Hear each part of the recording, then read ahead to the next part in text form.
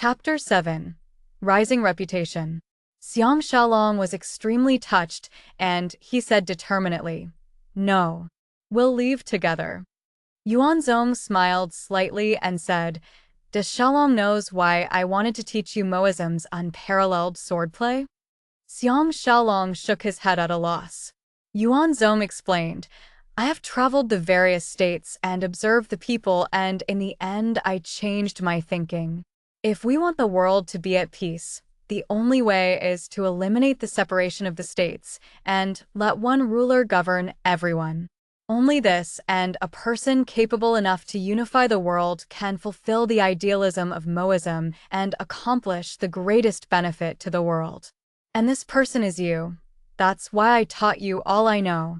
Xiang Xiaolong secretly sighed to himself. He knows that indeed there will be one person who will unify the world, and that is Emperor Qin.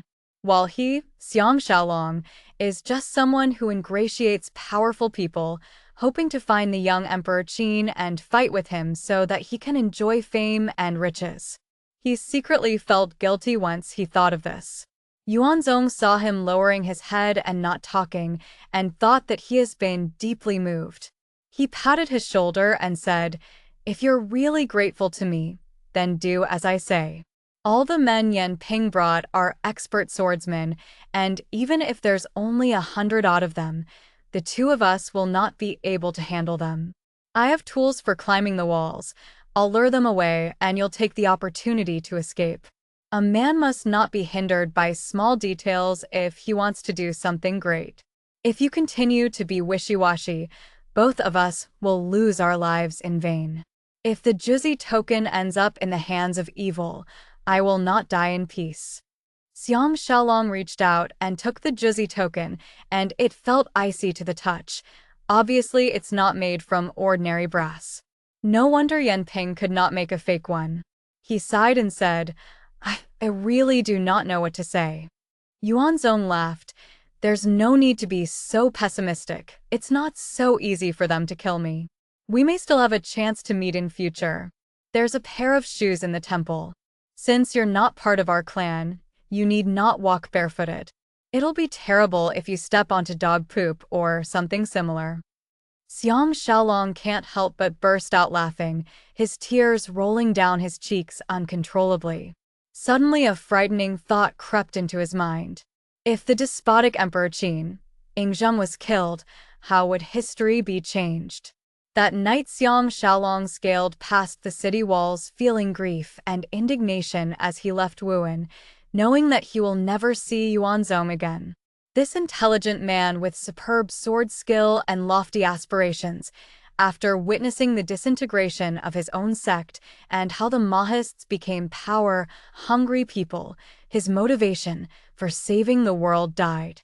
He decided to sacrifice himself, hoping that his death can stir up Xiang Xiaolong's blood so that he can use another method to fulfill his wish of accomplishing the greatest benefit to the world. But how can Xiang Xiaolong change China's history on his own? He's not Emperor Qin. But can't he influence Yingzheng, like how Yuanzong influenced him? Will the change be a bane or bonus to China? The sun set and the moon rose. The stars changed. Without knowing how many days has passed, he finally reached the heavily guarded walls of the outskirts of Handan. During this journey, he was totally immersed in the sword play that Yuanzong taught him, which originated from one of the best master of the time, Mo Zhai. He also included modern society's most horrible assault tactics from somatic psychology and mechanics into the sword play. With such a task at hand, he forgot about time. Sometimes he'll stay more than a dozen days in the wilderness, staving his hunger by hunting wild beasts with the bow and arrows he made. His physique became even stronger under such harsh conditions. He had wanted to steal into Handan, but once he saw the tight security, he has no choice but to walk obediently to the pass and told the guards the great name of Taofeng's boss, King of Livestock, Master Wu. The guards stood immediately at attention and went to look for an officer to see him.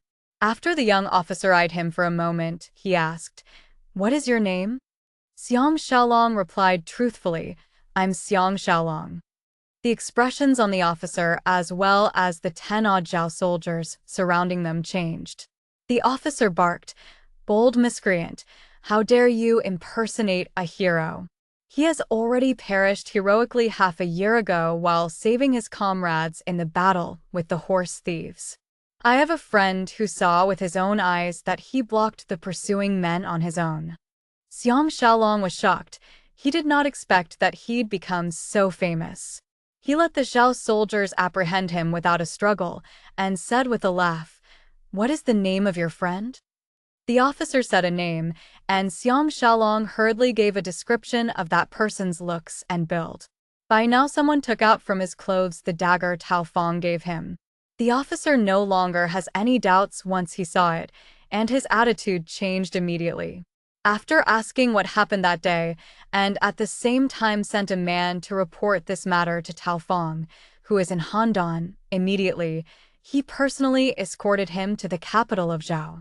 That officer is called Ning Xian, and as he rode next to him, he said, "Master Wu is one of the most respected men in Handan. If not for him going around buying war horses and donating to the country's coffer time to time, I'm afraid our state of Zhao would have been destroyed long ago. Now the Yans have come to attack us. Luckily our two great generals Lian Pe and Luchen eliminated all of them and attacked Yan instead." How fantastic! Xiang Xiaolong very much wanted to ask why, since there are more females to males in Zhao, they still wanted to go all over the place to look for beauties. However, he's afraid the other party will feel embarrassed and controlled himself from asking the question. Amidst the talk and laughter, Handan appeared ahead. Compared to Wuhan, Handan is at least 3 to 4 times bigger. The river protecting the city is wide and deep, with tall and thick city walls, and it has the power to withhold 10,000 men with just one man. There were 2 camps of Zhao soldiers outside the city, extending to a fair distance, with a sea of banners, the scene enough to strike fear in anyone. Outside the tower, it was filled with sentries, with their swords drawn and the atmosphere tense. Before they went into the city, a group of riders rushed out, and the person leading them is Tao Fong, whom he has not seen for a long time. The remaining were all his comrades who went through life and death with him, with Li Shan being one of them. When they met, naturally there was surprise all around, and Tao Fong and the warriors went into the city with him happily. Xiang Xiaolong can't help but asked, "Is Ting Fong sure well?" Tao Fong's expression turned somber, and he said apologetically, "I'm sorry. I thought that Xiaolong has died at the hands of those thieves, and after waiting for 3 months, I followed the master's order and gave her to someone to become a courtesan dancer." He continued with a smile, "But don't you worry, I'll specially choose another 2 beauties who are prettier than her to serve you." Xiang Xiaolong felt as if he was punched in the chest, and he turned pale. It was only a moment later that he was able to ask, "Who was she given to?" Tao Fong was secretly startled. He did not imagine that such a handsome and flirtatious man like him would actually have feelings for a bot woman. He sighed, "Sorry, I can't tell you, Xiaolong." Xiang Xiaolong said furiously, "Don't say further. If it has not been proven that I'm dead, you should not have given her away." Tao Fong hid his feelings well. There was no trace of unhappiness at all and said, "Xiaolong, go and have a rest and a bath first. I'll help you think of a way. The master will come and see you personally tomorrow. This is the greatest honor the warriors in our household can have, so don't miss the opportunity." Xiang Xiaolong's excitement was totally extinguished and just roamed around the streets like a walking corpse, not interested in the grand buildings surrounding him at all. His mood was at the lowest point. Without his protection, will this pitiful woman land from the hands of one devil to another? Is she being defiled right now by some other men? Just as he was feeling despondent, Tao Fong gave him a push, telling him to stand to the side with them. Xiang Xiaolong was slightly awakened, and looking up the street, He saw the pedestrians and horse carriages all moving to one side, letting a grand-looking horse carriage protected by 20-odd riders move past. Tao Feng said into his ears, "This is the carriage of King Xiaocheng's sister, Lady Ya. She is a famous beauty in Handan and married to Zhao Guo, but a pity he died in the Battle of Chongping." The carriage slowed down and suddenly stopped in front of them. Just as everyone was still startled, a soldier rode over and invited Tao Feng over. Tao Feng was surprised and hurriedly came down from his horse and walked over to the lowered carriage curtain. After talking with Lady Ya, the horse carriage moved away. Tao Feng bowed as he sent them off before returning to his men. He smiled mysteriously at Xiang Xiaolong, but did not reveal the contents of their conversation. Xiang Xiaolong reached the guest house and stayed in a solitary house. Tao Feng especially sent 4 pretty maids to help him bath and change. That night, he set up a feast with 21 tables at the Great Hall in the main building of the guest house, and besides the warriors who fought with him that day, there were Master Wu's other capable assistants as well. There were dances and performances to entertain the guests, and the atmosphere was celebratory. But Xiang Xiaolong thought of Ting Fengshi and maid San Yang, whom he has not met for a long time, and remembered the friends and family from his own era whom he may never meet again, and can only drown his sorrow in drinks. He was absolutely drunk and totally concussed even before the feast ended. In his daze, he seems to feel that Ting Fengshi has returned to him, and together they soared among the clouds. When he woke up, he was lying on the carpet in the bedroom, the sunlight shining in from the window. Sleeping next to him was a naked beauty, but she's not one of the 4 pretty maids. There's not a flaw at all on her exquisite face, with distinctive outlines, and unbelievably sweet. She's definitely younger than 18, her black lustrous hair spread onto the blanket, in contrast to her fair skin and ruby lips, and her snow-white arms really tugs at one's heart. The beauty looked like a flower sleeping in spring. There seems to be tears on her pretty face, but she's also filled with the peace and satisfaction after a violent thunderstorm, emanating a soul-capturing brilliance. Xiang Xiaolong secretly exclaimed, "Oh my God, what has he done to this young girl who is even prettier than Ting Fengshi and maid San Yang?" He can't help but quietly lift the blanket higher. The gleaming hair of youth, a body perfectly proportionate, the beautiful scenery of breathing peaks appeared before his eyes. It seems that there were some remnants of a red stain beneath the tender and smooth long legs with the beautifully rounded buttock. Xiang Xiaolong was shocked and put the blanket back. The tears on her face must be related to this. He was drunk and muddle-headed last night, and has not touched a woman for almost half a year, and actually mistook her for Ting Fengshi and was reckless with her. How can an inexperienced and tender young girl take it? No wonder she cried from the pain. He felt very apologetic, but it's too late now. Xiang Xiaolong stood up and walked to the window and looked out. He saw 2 of the pretty maids watering the plants in the garden, and when they saw Xiang Xiaolong, they curtsied shyly, yet they can't help stealing glances at his magnificent body. One of the maids said, "Master is awake. I'll bring you a wash basin and help you dress up immediately." Behind him, he heard the soft moan of the beauty, who was shocked awake. Xiang Xiaolong hurriedly told the 2 maids, "Hold on." The pretty maid was understanding, and she covered her smiling mouth and said, "If Master would like me to serve you, please call me anytime." "Heh. My name is Chunying, her name is Xiaoying, and the other 2 are Qiuying and Dongying. It's so easy to remember, I guess Master won't forget." Xiang Xiaolong was concerned with the beauty behind him, so he smiled and said, "Once I see the 2 of you, I won't forget for the rest of my life." And he turned around. The beauty whose chastity was just taken by him sat up, the blanket sliding down to her waist, revealing her firm upper body. She lowered her head shyly, not daring to look at his face, and in a sweet and melodious voice said, Shuer pays her respects to Master. Xiang Xiaolong felt sorry for her and sat next to her.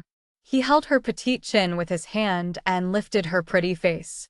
Her large and lively eyes immediately lowered once they came into contact with his gaze, her heart beating like a running deer. The way she looked, shy yet happy, the allure of a young girl, is indeed dazzling to the eyes and takes one's senses away. Without hesitation, Xiang Xiaolong is sure that she is the most attractive woman he has ever encountered, and was secretly thinking that Tao Fang is really formidable to give such a pretty girl to him so that he will work for him. He asked gently, "Is it still painful?" Shuer shook her head, then she nodded her head shyly. Her blushing cheeks immediately spread, until her ears and neck were burning as well. Xiang Xiaolong immediately had the most primitive reaction, and Shuer's lowered gaze happened to look at it directly, and she was so shocked her body shivered, and she stuttered, "Master." Xiang Xiaolong knows that right now she will certainly be unable to withstand a second storm, so he gently kissed her small lips, lightly nibbling the tip of her tongue, then kissing her eyes and face, followed by her neck and chest. Only when her whole body started trembling did he let her go and said with a smile, "There's no need to be afraid. I was muddle-headed after drinking last night, but I won't be so violent in future. Have a good sleep now." Shuer looked at him invitingly and said breathlessly, "No.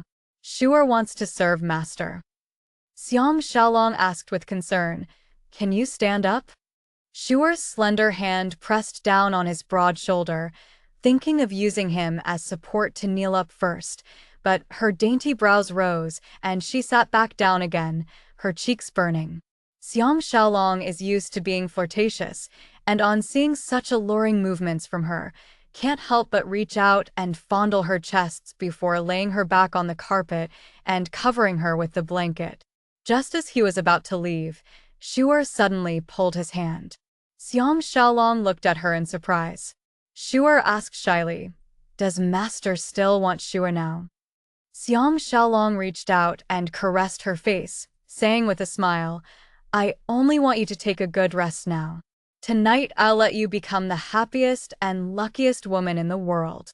And he suddenly remembered Ting Fangshi and felt a tightness in his chest.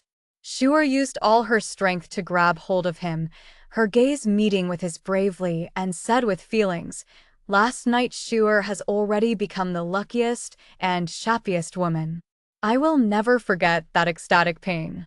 Xiang Xiaolong can't help but kissed her hardly again, and even reached inside the blankets, delicately touching her lower body and slender legs, making her delirious before he left for the hall. The four maids walked towards him and served him meticulously. The tallest among them, Chunying, said, "Master Tao is here, and he's waiting for Master in the hall now."